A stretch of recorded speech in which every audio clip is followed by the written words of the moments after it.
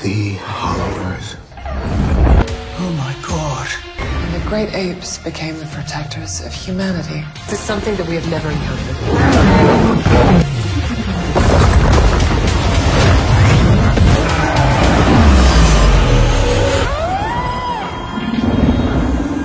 Hello Brovers, kali ini kita akan review non-spoiler Godzilla x Kong The New Empire. Filmnya baru banget tayang, gue nonton di hari pertama dan jam paling malam. Gue kira bakalan sepi kan ya, ternyata rame banget cuy. Entah karena efek Ramadan yang banyak keluar gitu ya orang, atau emang film ini sangat hype. Tapi ya, gue kasih skor di awal buat kalian yang mungkin pengen buru-buru gitu ya nonton. Gue kasih skornya di awal, silahkan cerna sendiri layak ditonton atau tidak. Ikuzo, welcome back to Clip on X Breakdown.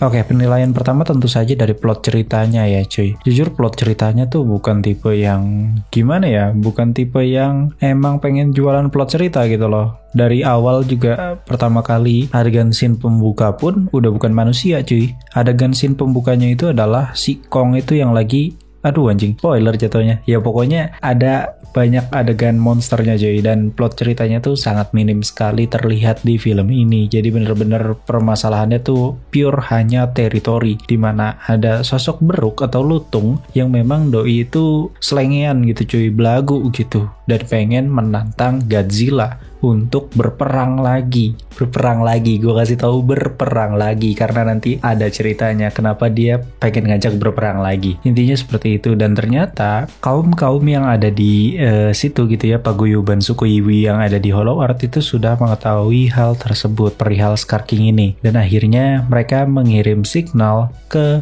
permukaan bumi dan ternyata ditanggepin sama Godzilla. Jadi Godzilla tuh yang tahu duluan tentang sinyal ini. Baru setelah itu terhubung dengan Jia, terhubung dengan Monarch dan lain sebagainya. Ya pokoknya kira-kira seperti itu intinya. Masuklah ke Jia, yang dimana Jia ini menjadi konektor antara penduduk suku Iwi dengan pihak Monarch, yang dimana pihak Monarch ini nanti bakalan ada banyak peran untuk membantu Kong yang nanti bakalan terluka parah gara-gara bertarung lawan Scar King. Gue ngiranya tuh ternyata Kong itu berantem sama Scar King tuh di awal film ya, ternyata enggak cuy. Kong berantem sama Scar King itu menuju ke tengah film gitu, yang dimana memang kita banyak banget diperlihatkan gimana Kong itu bertahan hidup di Hollow Earth dan juga gimana dia kesehariannya kayak gitu-gitulah. Pokoknya banyak banget kayak gitu, kayak National Geographic anjing sebenarnya teh, cuman memang dibikin lebih mantep aja gitu cuy, lebih epic gitu, actionnya banyak banget cuy, seriusan gak bohong gua. Untuk plot cerita sendiri memang udah gua wanti-wanti kalian ya dari awal bahwa ya kayaknya memang film ini beneran ngejual gebuk-gebukan Titan, dan ternyata bener cuy. Sepanjang 1 jam 55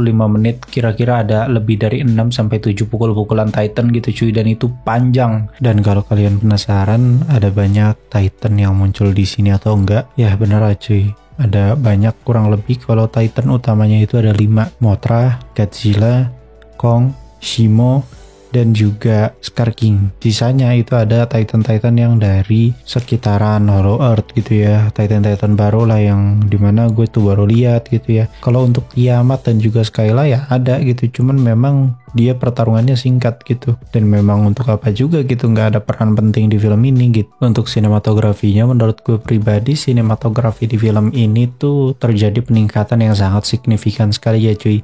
Kalau misalkan kalian lihat di Godzilla vs Kong itu, jujur pertarungannya oke, tapi sinematografinya kurang gitu. Sedangkan di film ini mereka improve banget cuy. Bahkan kalau dibandingkan dengan GOAT-nya saat ini, film monster flash terbaik sejauh ini yaitu King of the Monsters, menurut gue sinematografi di film ini jauh lebih bagus gitu. Dan efek-efek kayak glitch dan lain segala macam itu keren gitu cuy. Sound effect-nya juga oke parah gitu. Jadi ya menurut gue film ini akan menjadi calon film monster verse terbaik sepanjang sejarah untuk saat ini, karena ya sejauh ini memang nomor satunya itu masih juara bertahan King of the Monster, tapi kayaknya bakal digeser sama film ini. Seperti yang gue bilang tadi di awal bahwa film ini benar-benar banyak banget adegan Titannya, sangat banyak sekali cuy, bukan banyak lagi, benar-benar adegan manusianya tuh cuman di awal, terus di pertengahan, sampai akhirnya begitu sudah menjelang final battle atau dari tengah ke final battle itu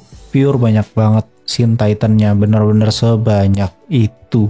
Jadi menurut gue kayaknya kemarin kan banyak yang komplain gitu ya bahwa kok durasi filmnya pendek banget gitu.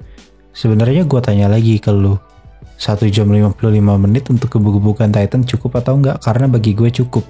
Mungkin kalian nganggep itu film jadi kelihatan bentar karena lu udah terbiasa nonton film Marvel yang memang mereka tuh biasanya memproduksi 1,5 jam atau enggak ya 2 jam gitu cuy. Jadi menurut gue pribadi kalau untuk 1 jam 55 menit udah lebih dari cukup ya cuy, apalagi isinya action semua gitu. Kalau dijadiin persentase kurang lebih ini kisaran 30%-nya itu adalah adegan manusia dan 70%-nya itu adalah adegan Titan. Oh ya, di film ini sebenarnya juga banyak poin-poin penting yang dimana gue suka banget gitu penyampaiannya dari pihak Adam Wingard, yang dimana poin-poin pentingnya itu disampaikan dengan cara yang lebih mudah dipahami gitu. Jadi ini sangat menjangkau sekali penonton-penonton yang memang mungkin nggak memerlukan cerita yang berat gitu dan nggak perlu mikir gitu. Jadi ya penyajian dari pihak Adam Wingard-nya itu sudah maksimal sekali gitu menurut gue pribadi.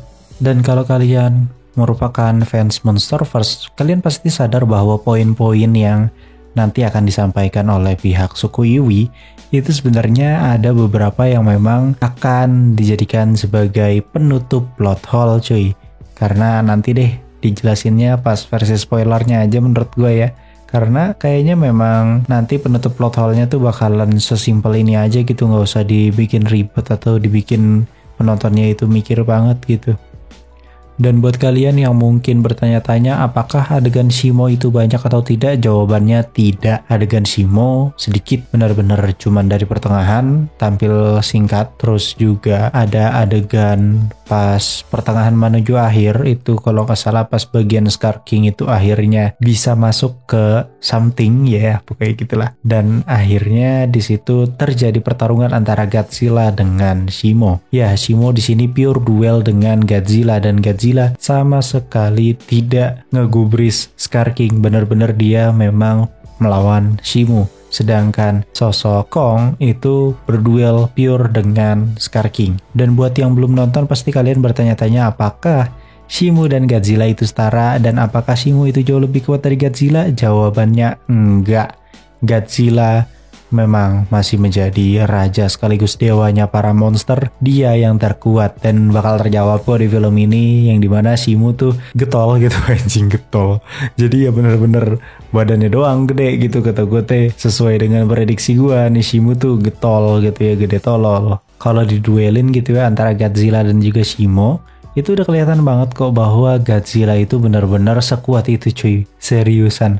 Bahkan terhitung berapa kali ya dia berantem tuh, dari awal film sama Skyla, terus di pertengahan sama Tiamat, terus dilanjut lagi sama Shimo gitu kan ya. Itu udah berapa kali dia berantem dan sama sekali dia tidak merasa kesusahan untuk melawan mereka semua. Bener-bener sope itu, anjir gila emang kata gue. Oh iya, dan satu lagi, buat kalian yang penasaran apakah Scar King sudah kenal dengan Godzilla, ini gue jawab ya, walaupun ini sebenarnya agak spoiler ya. Ya, Scar King tahu Godzilla karena Scar King pernah di solo satu paguyuban sama Godzilla dulu cuy, nanti ada spoilernya ada. Dan kalau kita perhatikan Scar King sama Kong aja itu lebih bagus Kong gitu ternyata secara tenaga gitu ya, karena Scar King tuh lebih ke lincah, punya ilmu bela diri yang oke gitu ya. Tapi kalau misalkan gebuk-gebukan, pure Kong bisa menang telak lawan Scar King gitu cuy, karena tenaga Kong luar biasa gede. Apalagi pas adegan pertama kali dia masuk ke paguyuban primata suram itu udah terlihat sekali ya bahwa memang Kong ini pede gitu ya, anjing gue kuat nih goblok. Dan gue bakal bisa tebak bahwa film selanjutnya itu bukan film Godzilla tapi film Kong yang nanti akan diberi judul King Kong. Siapa yang nungguin film itu tuh? Gue yakin banget kayaknya nanti bakalan ada film dengan judul King Kong cuy. Oh ya, dari tadi gue tidak bahas CGI ya.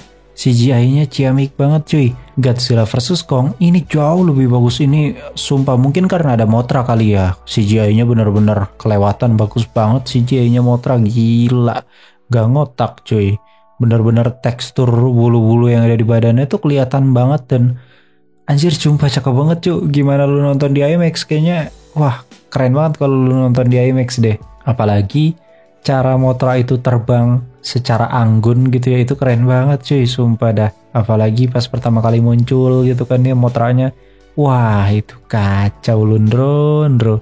Walaupun memang tidak terjawab sampai yang lengkap banget sih kenapa tiba-tiba ada Mothra gitu ya, karena Mothra tuh munculnya di pertengahan walaupun udah di notice di awal film, tapi memang benar-benar dia munculnya di akhir banget, kayak menjelang final battle dia baru muncul gitu, baru nongol gitu si Mothra ini teh. Dan kalau misalkan ditanya bagusan Mothra yang versi King of the Monster atau ini, gue akan spontan jawab yang ini cuy. Yang versi ini bener-bener cakep banget sih CGI-nya sumpah dah. Cara terbangnya cakep banget, sumpah gue gak bohong, gak gue lebih-lebihin, cakep banget CGI-nya. Apalagi warnanya tuh kayak kuning-kuning gitu kan, emas gitu, yang dimana itu kan memang warna OG-nya Mothra di zaman Tokusatsu Toho gitu ya. Jadi ya kemungkinan besarnya memang mereka berusaha untuk dibuat seakurat mungkin. Minus dari film ini sebenarnya cuma satu, yaitu soundtracknya jujur kurang sih. Gue kayak kurang memorable aja gitu, beda sama yang Godzilla vs Kong tuh yang Here We Go itu keren banget gitu ya. Udah jelas gitu, itu mantap banget gitu soundtracknya. Dan di sini soundtracknya tuh kurang gitu, nggak tahu kenapa kayak kurang aja gitu, kayak ya kurang mantep. Bahkan justru sound effect dari Mothra atau OST-nya Mothra yang instrumentalnya itu jauh lebih bagus. Itu tiap Mothra muncul instrumentalnya tuh cakep banget gitu cuy, dan kayak lantunan musiknya itu tuh kayak sesuai dengan kepakan sayapnya Mothra gitu. Kalau lo perhatiin gitu ya secara detail, itu bener-bener diperhatikan sampai sedetail kecil itu. Oh ya, satu lagi minus dari film ini sebenarnya satu. Ada beberapa adegan yang menurut gua agak kurang kurang serak aja gitu gua ngelihatnya. Kayak misalkan ada beberapa adegan komedi yang sebenarnya dibilang lucu enggak, tapi dibilang cringe juga enggak. Jadi kayak Adam Wingard ini terus berusaha untuk filmnya itu bisa diterima sama semua orang lewat lawakan gitu. Jadi ya semakin dibikin jadi semua umur gitu, nggak seserius itu juga kok, karena film ini memang banyak lawakannya. Tapi ya lagi-lagi gue bilang lawakannya kurang lucu sih, jujur bagi gue ya kurang lucu ya, tapi nggak tahu bagi kalian gimana. Oh ya, dan satu lagi, kayaknya gue sadar kenapa di film ini tidak ada post credit scene, karena memang dari awal film tuh udah dikasih tahu gitu ya cuy. Kayak soal kristal-kristal ini tuh apa, kristal-kristal ini dari mana, itu tuh disorot terus benar-benar. Baru pertama kali mulai itu yang dilihatin itu adalah kristal yang ada di Hollow Earth yang menjadi penghubung antara dunia permukaan dan juga dunia Hollow Earth gitu. Jadi tuh kayak ada semacam kristal yang dimana beberapa kristal itu kayak menopang dua dunia bumi ini. Mungkin segitu dulu review jujur dari gue. Skor video ini sudah gue taruh di awal video ya. Jadi buat kalian yang mungkin pengen banget nonton film ini, buruan beli tiket ya, udah buru. Dan lu gak usah berekspektasi dengan plot ceritanya yang bakal masterpiece, gak usah. Udah anggap aja lu beli tiket Godzilla x Kong The New Empire ini kayak lu beli tiket HSS gitu. Jadi ya emang apa yang mau lu tonton dari plot ceritanya gitu ya, bener-bener yang lu mau tonton itu adalah gebuk-gebukannya, pukul-pukulannya, actionnya, ya gak sih? Ya udah kayak begitu. Intinya anggap aja ini nonton film WWE gitu ya, anggap aja lu nonton Smackdown gitu, yang dimana tujuan lu nonton Smackdown ya untuk lihat pukul-pukulannya kan. Ya udah kayak gitu aja. Mungkin segitu dulu, gue Clip on X pamit undur diri, and I'll come see you next time.